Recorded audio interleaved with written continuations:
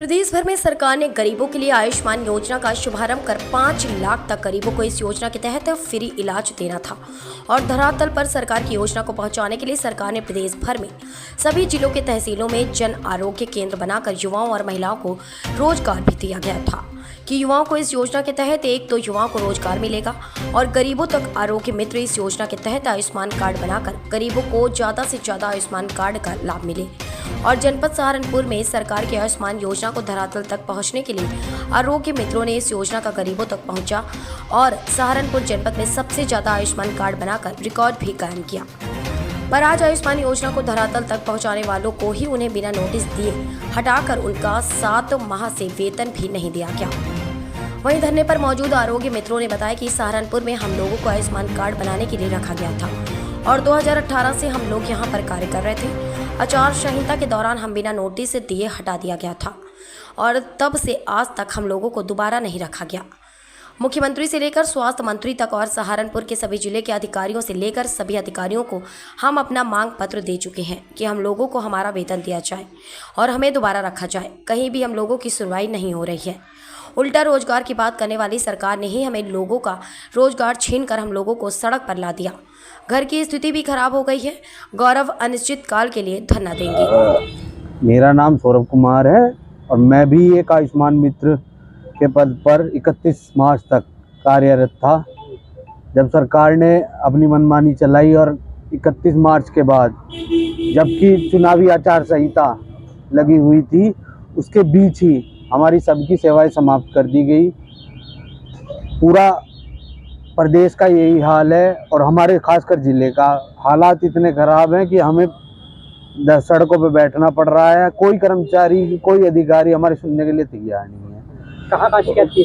हमने डीएम साहब से शिकायत की, हमने प्रमुख सचिव से शिकायत की, हमने कमिश्नर साहब से शिकायत की, हमने हर अधिकारी के पास जाकर स्वास्थ्य मंत्री के पास चले गए। उन्होंने आश्वासन भी दिया लेकिन फिर भी हमारा कुछ नहीं हो पा रहा। हमें हालात इतने खराब हो चुके हैं कि हमें आज धरने पर बैठना पड़ना है अनिश्चित काल के लिए। लेकिन एक हमारी मांगे ये इतनी तो है कि भाई हमें अपना रोजगार वापस मिल सके। जब आपने 5 साल हमारे से काम किया, हमने डीएचएस के प्रॉपर हमारे पास सबूत सब कुछ है, हमें क्यों हटाया गया? हमारी मांग ये भी है।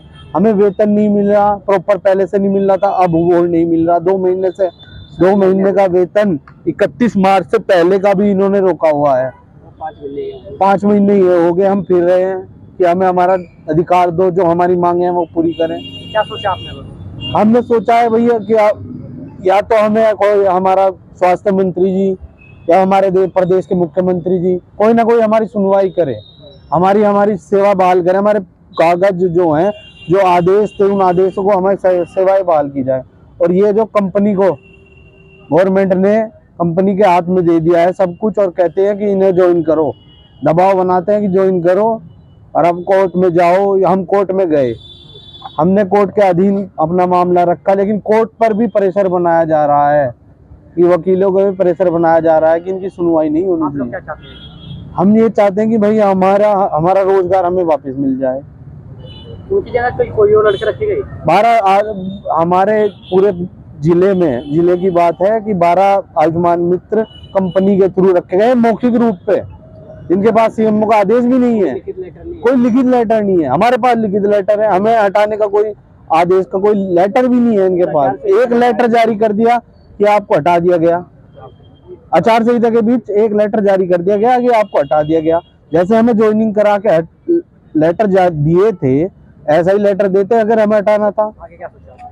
हम तो अनिश्चित काल धरने पर बैठे हैं, जब तक हमारी मांगे नहीं पूरी होंगी हम तो ऐसे ही बैठे रहेंगे। भूख हड़ताल चलती रहेगी, मरेंगे यहीं, सब कुछ जो होगा यहीं पे ही होगा। नाम है सर कमर सेन। किस बात को लेकर धरने बैठे आप? हम लोग 7 महीने से हम लोगों को सैलरी नहीं मिली और 31 मार्च को हम लोगों को की सुविधा समाप्त कर दी गई थी। हम लोग 2018 से आयुष्मान भारत प्रधानमंत्री जन आरोग्य योजना के अंतर्गत माननीय प्रधानमंत्री जी द्वारा जो शुरुआत की गई थी, उसके अंतर्गत हम लोग चिकित्सालयों में आरोग्य मित्र के रूप में तैनात थे। संविदा कर्मचारी थे, डीएचएस के माध्यम से लगे हुए थे और हम लोगों की सेवा 31 मार्च 2024 को समाप्त कर दी गई थी। हम लोगों ने केवल 5,000 रुपये मानदेय पर कार्य किया और आयुष्मान भारत योजना को आगे बढ़ाने का कार्य किया, प्रचार प्रसार किया। और 2020 में आदरणीय मुख्यमंत्री जी ने हमारे कार्य से प्रभावित होकर अक्टूबर 2020 में हमारा मानदेय 10,000 रुपये कर दिया था। उसके बाद हम लोगों को संगीता मैडम द्वारा कोई कंपनी जो अधिकारी हैं, मुख्य कार्यपालक अधिकारी है जो साचिश से इसकी सीओ है आयुष्मान भारत की, उन्होंने हम लोगों की सुविधा समाप्त कर दी गई। अब हम लोगों का परिवार चलाने में भी दिक्कत हो रही है और 6 साल से हम लोगों ने कार्य किया और बिना बताए और बिना किसी नोटिस के हम लोगों की सुविधा समाप्त कर दी गई आचार संहिता में और नए लड़के बिठाए गए। हाँ, ना ही उनके पास कोई लेटर है, ना ही हमें कोई बाहर निकालने का कोई लेटर दिया गया। 7 महीने से हम लोगों को कोई सैलरी नहीं दी गई। हमें सभी अधिकारियों को भी अवगत करा दिया है और कोई भी सुनने को तैयार नहीं है। कोविड काल में भी हम लोगों ने अपने बच्चों को अपनी जान की परवाह न करते हुए लोगों की सेवा की और विकसित भारत संकल्प यात्रा में भी हम लोगों ने योगदान दिया, लेकिन कोई भी हमारी बात को सुनने के लिए तैयार नहीं है। और जब तक हम लोगों का 7 महीने का वेतन नहीं दिया जाता तब तक हम लोग अनिश्चितकालीन हड़ताल पर डटे रहेंगे।